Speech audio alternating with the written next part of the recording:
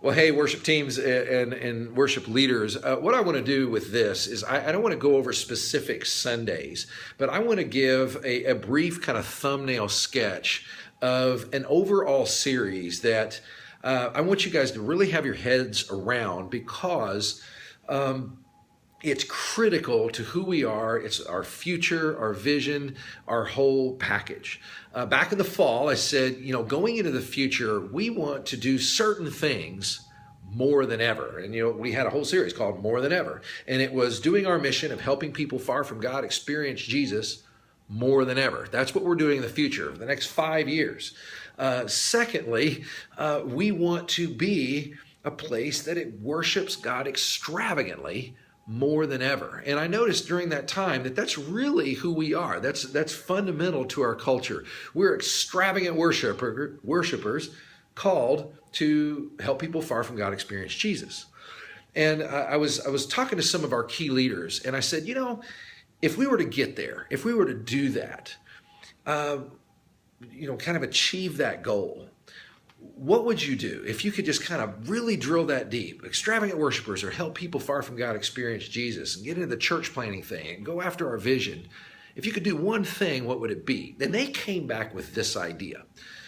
We would do a because event that functioned kind of like the Full Life series and conference did. In the fall of 2014, we did a series and conference called the Full Life, and many of you may remember it. And what it was is we had things people did daily, we had things people did weekly, we had our Sundays leading up to then a Saturday where we really drilled down on the topic of the Holy Spirit and all this, and it was life impacting for many people. And they said, we need to do something like that. So what we've came up with was a series we're calling Because 50, Extravagant Worship in the Modern World. That's the subtitle. And what it's designed to do is to get us to our mission and vision and get our culture set for our mission and vision more than we ever have.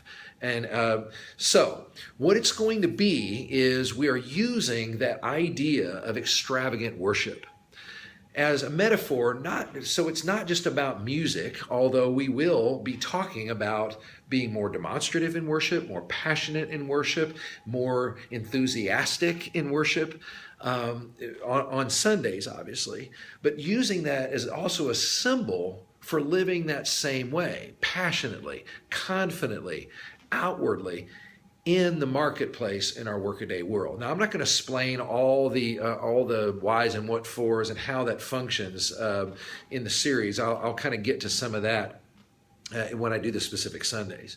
But what you need to know is we're going to be doing a series that's trying to get to that.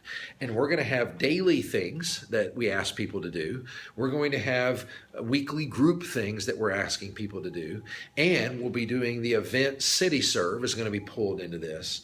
And then at the very end, we're going to do a because night where we're going to include some elements that help people to get to becoming extravagant worshipers in the modern world.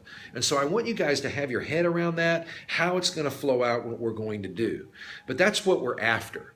It will launch out on March 25th. That's Good Friday. We're going to ask all of our teams, maybe your worship team will do this, our teams and groups and people as they gather, we're going to have a special communion night. And we're going to do it online. So you'll be at your home or be at your rehearsals or just kind of be out, whatever.